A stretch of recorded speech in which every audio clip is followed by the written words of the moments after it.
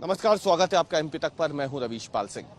MP तक की खास पेशकश आज हम लेकर के आए हैं एमपी फाइल सीधे मध्य प्रदेश के धार से, जहां इस वक्त एक तरीके से वसंत पंचमी शुक्रवार को जब होने वाली है तो उसे लेकर के सरकार से लेकर स्थानीय प्रशासन तक सतर्क हो चुका है।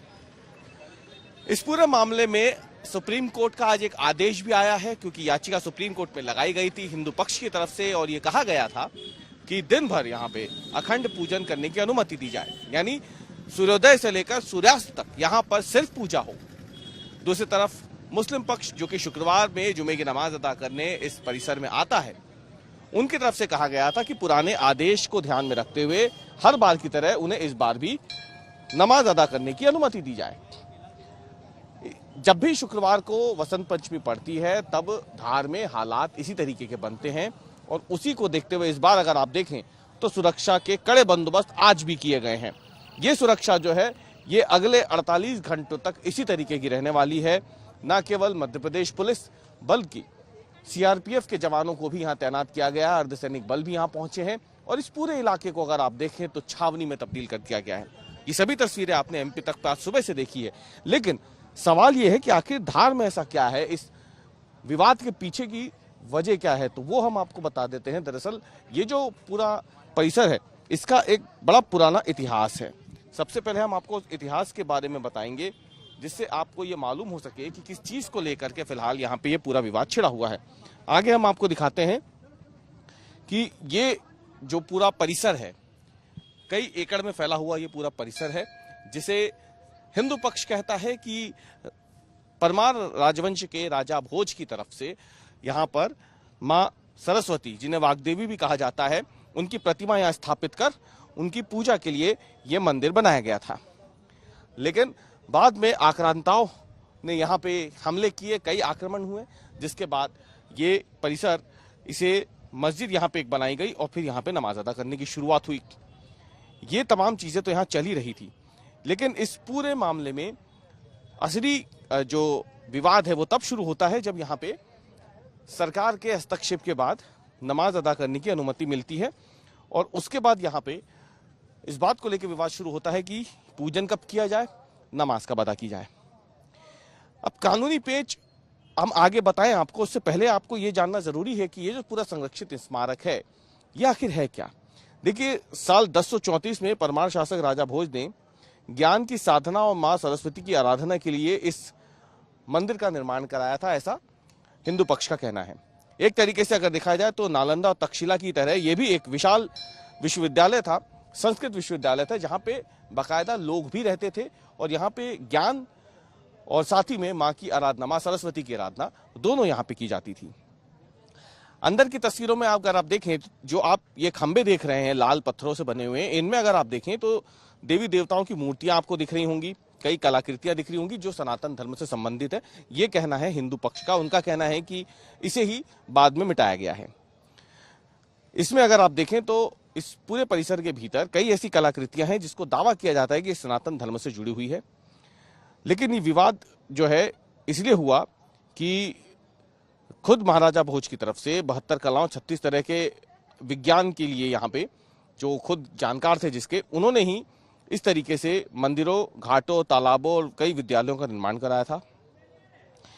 सबसे बड़ी बात यह है कि 1269 में कमाल मौलाना योजनाबद्ध तरीके से धार में आकर बसे, ऐसा कहा जाता है। ये कहा जाता है कि जब कमाल मौलाना यहाँ आए, उसके बाद 1305 में अलाउद्दीन खिलजी आया, और जब उसने मालवा पे आक्रमण किया और यहाँ पे एक इस्लामी राज्य बनाया, तो कई ऐतिहासिक और धार्मिक महत्व की इमारतों को उन्होंने नष्ट किया, जिसमें से एक थी ये इमारत जिसको हिंदू पक्ष भोजशाला कहता है। सन 1401 में दिलावर खां गौरी ने मालवा पे अपना एक तरीके से साम्राज्य स्थापित किया और विजय मंदिर को यहाँ पे नष्ट किया। उसी तरीके से 1514 में महमूद शाह खिलजी द्वितीय ने एक बार फिर आक्रमण किया और भोजशाला को मस्जिद में बदलने की कोशिश की। उसके बाद खिलजी ने ही, महमूद शाह खिलजी ने ही कमाल मौलाना जो यहाँ सबसे पहले आए थे 1269 में, उनकी याद में, उनकी मौत के बाद, जो उनकी मौत अहमदाबाद में हुई थी, उसके बाद उनकी याद में ही भोजशाला के बाहर एक मकबरा यहाँ बना दिया, जो कि फिलहाल यहाँ पे जो पुलिस ने टेंट लगा दिया उसकी वजह से वो दिख नहीं रहा है। और अलाउद्दीन खिलजी के हमले के 700 साल बाद जो है, एक तरीके से देखा जाए तो इस पूरे मामले में सबकी नजरें इसलिए टिक गई है क्योंकि साल 1995 में मंगलवार को पूजा और शुक्रवार को नमाज पढ़ने की अनुमति यहां दी गई थी। दरअसल साल 1997 को कलेक्टर, जो स्थानीय कलेक्टर हैं, उन्होंने इस परिसर में आम लोगों के प्रवेश पर प्रतिबंध लगा दिया था। इसके साथ ही मंगलवार की पूजा पर भी रोक लग गई थी। लेकिन उस वक्त यह था कि वसंत पंचमी पे और शुक्रवार को नमाज पढ़ने की अनुमति और वसंत पंचमी पर पूजा की अनुमति हिंदू पक्ष को ये दी गई थी और ये प्रतिबंध 31 जुलाई 1997 को हटा दिया गया।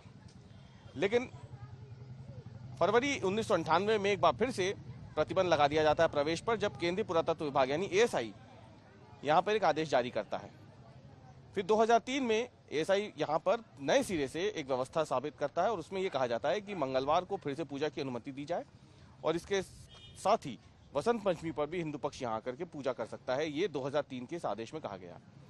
लेकिन उससे आदेश में यह भी कहा गया कि शुक्रवार को जो मुसलमान पक्ष है वो 1 बजे से लेकर 3 बजे तक यहाँ नमाज अदा कर सकेंगे।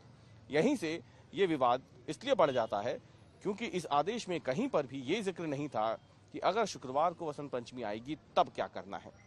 इसके बाद साल 2013 आता है, वसंत पंचमी और शुक्रवार एक ही दिन आते हैं और धार में माहौल खराब हो जाता है। उस वक्त पुलिस ने फायरिंग भी की थी, हवाई फायरिंग करी थी, लाठीचार्ज किया गया था और यही स्थिति साल 2016 में भी बनी, जब शुक्रवार के ही दिन वसंत पंचमी आने से यहाँ तनाव का माहौल बन गया। अब 2026 है, पूरे 10 साल बाद एक बार फिर से वही स्थितियां बनी हैं और इसीलिए इस पूरे परिसर को एक तरीके से छावनी में तब्दील कर दिया गया है।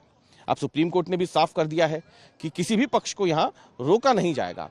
हिंदू पक्ष यहाँ आकर के पूजा कर सकता है, मुसलमान पक्ष आकर के नमाज अदा कर सकता है। समय भी यहाँ पर निर्धारित कर दिया गया है। स्थानीय प्रशासन दोनों पक्षों से लगातार बातचीत कर रहा है, समन्वय बनाने की कोशिश कर रहा है। सबकी कोशिश यही है कि इस पूरे मामले में कहीं पर भी ऐसी कोई स्थिति ना बने जिससे 2003, 2013 और 2016 रिपीट हो सके, उसे दोहराया ना जा सके। इसकी कोशिशें पूरी है। पुलिस ने पूरे इलाके को एक तरीके से अपने कब्जे में ले लिया है। बिना जान पहचान के किसी को भी अंदर जाने की अनुमति फिलहाल नहीं दी जा रही है। कुल मिलाकर के इस वक्त धार से लेकर के मध्य प्रदेश सरकार तक सतर्क है।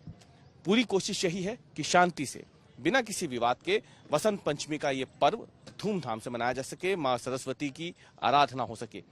इसके साथ ही दूसरी कोशिश अब ये भी है कि पूरा विवाद जो है, जिसपे अब सुप्रीम कोर्ट की भी नजर बनी हुई है, तो जल्द ही जो एएसआई ने सर्वे किया है उसकी रिपोर्ट भी दोनों पक्षों को दे करके इस पूरे मामले में आगे की कार्रवाई क्या हो सकती है, क्या राय बन सकती है, इस पर भी अब सबकी नजरें टिक गई है।